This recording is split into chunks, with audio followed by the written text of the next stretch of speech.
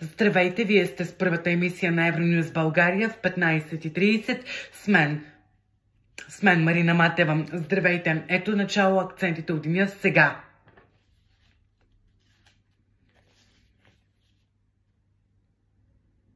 Стартираме. Това е Евронюз България в ЖК Гевгелийски с мен Марина Матева.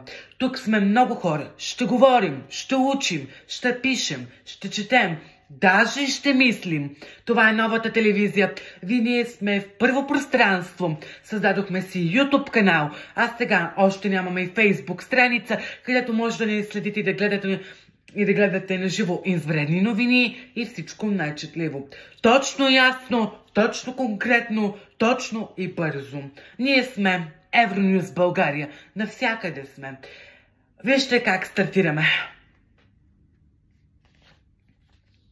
Евронюз България стартира на 10 май 2024 с първата си емисия в 15 часа. След това хиляди хора може да се насладите да гледате всичко важно, интересно и любопитно. Ние сме Евронюз България. Навсякъде с вас, навсякъде на живо.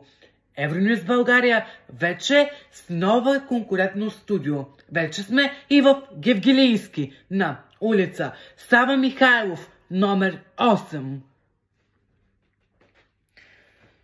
Чухте и част от представлението ни как започна Евронюз България. Стартираме на 10 май 2024 година. В 15 часа беше първата емисия. Казваме си добре дошли. Много ще се радваме да бъдем заедно.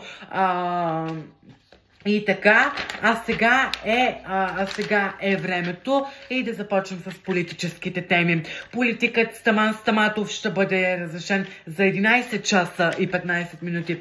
По повече информация сега от нашия репортер Мариела Кюрчисовска. Мариела, здравей!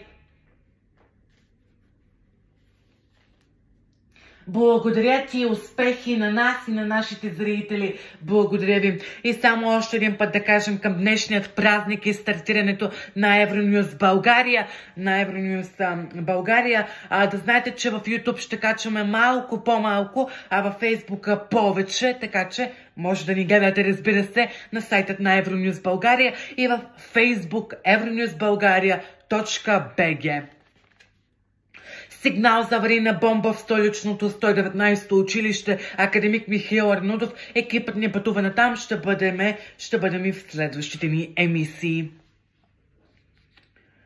Дипломатът на българския член Бойко Борисов основа по член 144 алинея 1, че ще започва с ново слабо място. По повече информация сега от нашия репортер Мариела Кюрганова. Мариела, добър вечер.